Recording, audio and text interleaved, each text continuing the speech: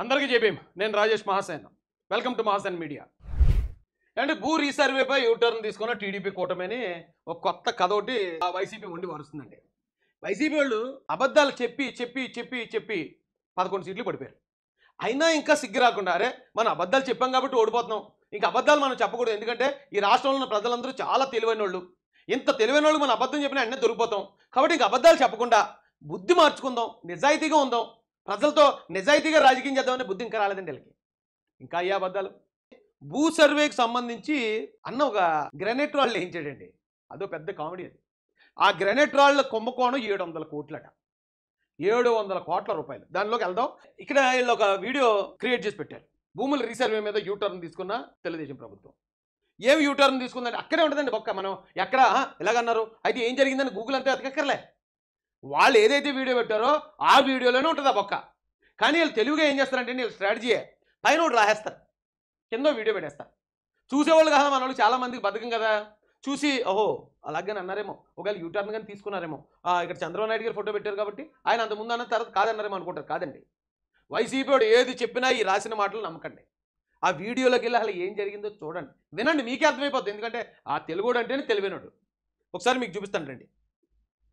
భూములన్నీ సర్వే చేస్తున్నామని చెప్పి ఆ సర్వేలో విలువైనటువంటి భూముల్ని వారసత్వంగా తరతరాలు వాళ్ళ అనుభవంలో ఉన్నటువంటి భూముల్ని కొత్త కొత్త విధానాలతో జగన్మోహన్ రెడ్డి ప్రభుత్వం దోచేస్తా ఉంది.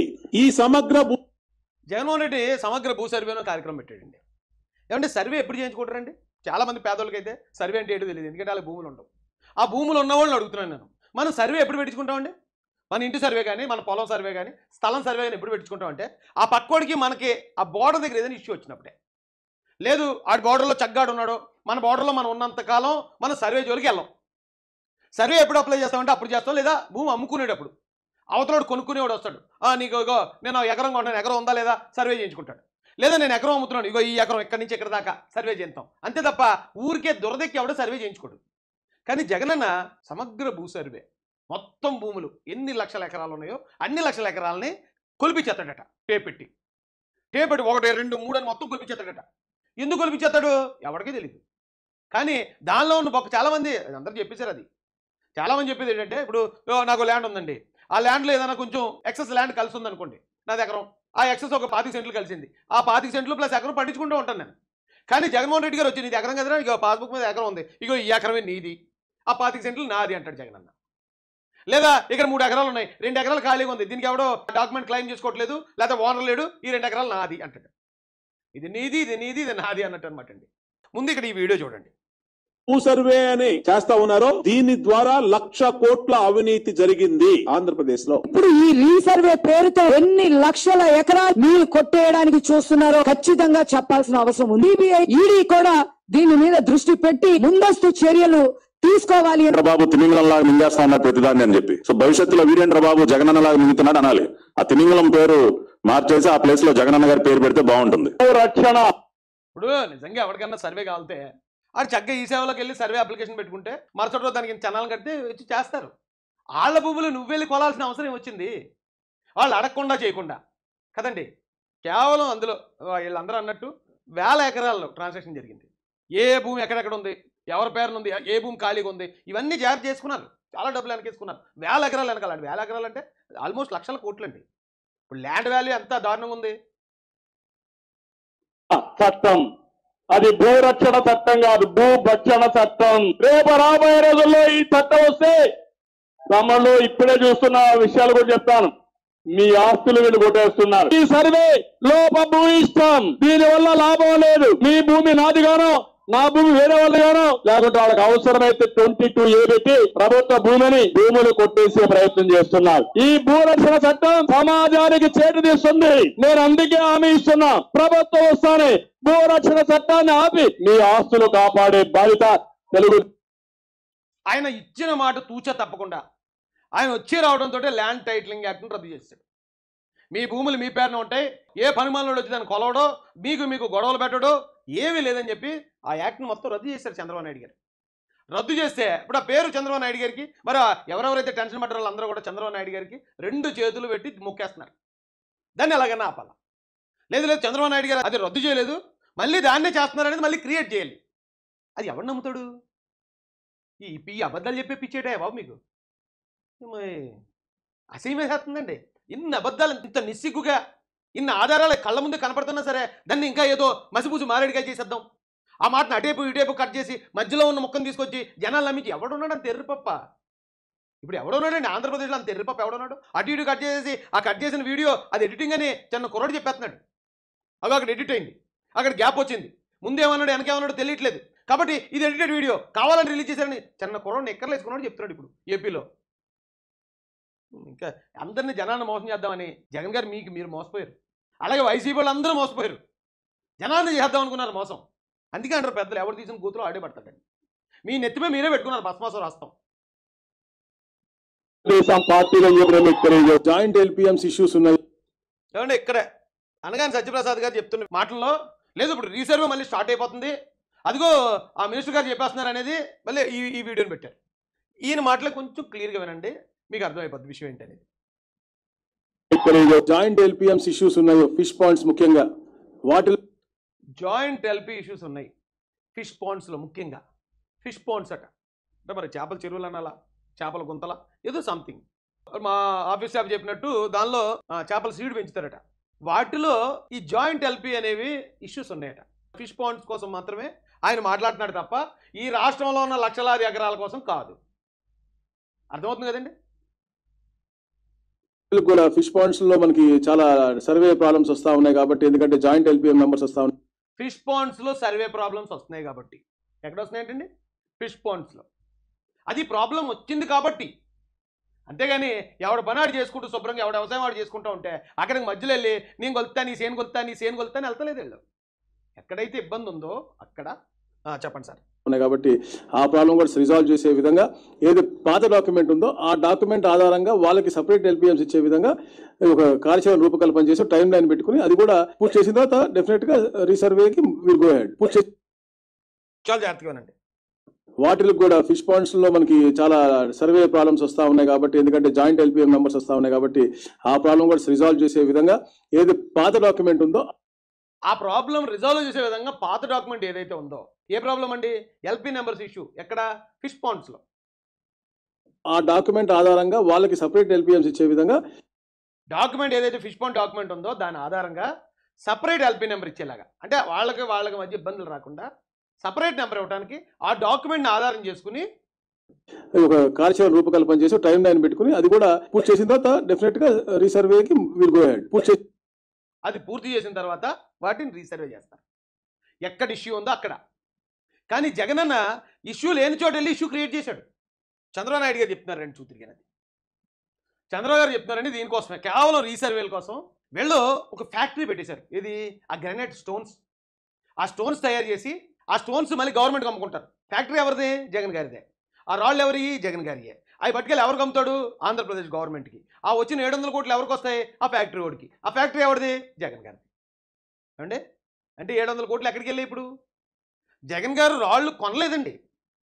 జగన్ గారు రాళ్ళు గవర్నమెంట్కి అమ్మారు, అంటే మనకు అమ్మారు. జగన్ గారు రాళ్ళు అవి 700 కోట్ల రూపాయలు. ఆ 700 కోట్ల రూపాయలు అడ్డంగా దోచేయడానికే ఈ రీసర్వే పెట్టి ఉంటారని జనాలకి ఎవరికి తెలియదు ఇప్పుడు అది. దాంతోపాటు ఎక్కడెక్కడ ల్యాండ్ ఇష్యూలు ఉన్నాయో, ఇక్కడ పలానా ఓడలేడు మన మాట ఇంటలేదు, ఆడి ల్యాండ్ని 22లో పెట్టేయండి, చొక్కల భూముల్లో పెట్టేయండి, ఎసైన్ ల్యాండ్లో కలిపేయండి, లేదా అది ఏదో ప్రాబ్లం ఉందని అడిగి నోటీస్ ఇవ్వండి. అయ్యమ్మ, దొంగల చేతికి అధికారం వస్తే, రౌడీల చేతికి అధికారం వస్తే ఏ స్థాయిలో వాడుకుంటారో మనకు అక్షరాలు చూపించారండి జగన్మోహన్ రెడ్డి గారు. చంద్రబాబు నాయుడు గారు ఒక ఇష్యూ మాట్లాడుతున్నారు, ఎంత చక్కగా చెప్పారో ఒకసారి మీరు వినండి.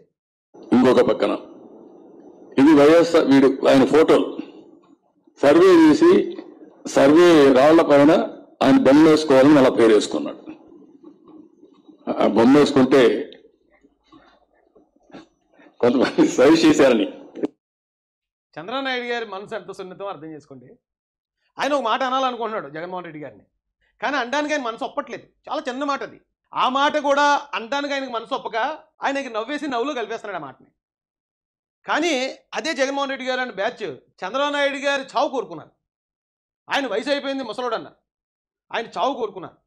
ఇంట్లో భార్యను అవమానించారు, ఆయన తీసుకెళ్లి జైల్లో పెట్టి చంపేద్దాం అనుకున్నారు డైరెక్ట్గా. కానీ ఒక్క మాట అనడానికి పెద్ద ఆయన ఎంత ఇబ్బంది పడుతున్నాడో చూడండి మీరు. అక్కడే తెలిసిపోద్దండి ఎవరు మంచోడు ఎవరు చెడ్డోడు, ఎవరో నిజాయితీ పరుడు ఎవరో మూర్ఖుడు అనేది.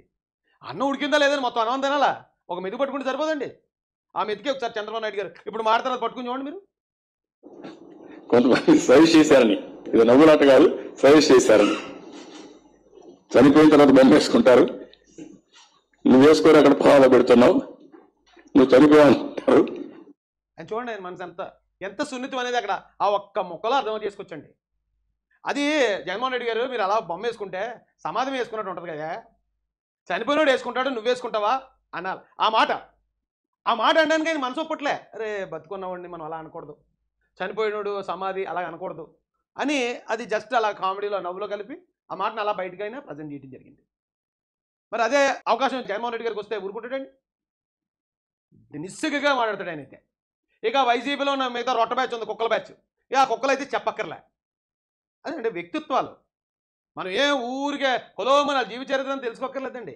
ఒక్క పాయింట్ ఆఫ్ మ్యాటర్లో వాళ్ళ బిహేవియర్ ఎలా ఉందో తెలిస్తే వాళ్ళు ఎంత సౌమ్యులు అనేది అర్థమైపోద్ది ఆటోమేటిక్గా. చంద్రబాబు నాయుడు గారిని అంత హింసించాడు జగన్మోహన్ రెడ్డి, తప్పుడు కేసులు, జైలు, అవమానాలు. ఇంత హింసించిన వాడిని ఒక్క మాట అనడానికి ఆలోచించాడండి. అది చంద్రబాబు నాయుడు గారు. ఒక్క మాట అనడానికి ఆయన మనసు ఒప్పలేదు అని చెప్పి పేరు పెట్టాడు. ఈ పేర్లు చూడండి,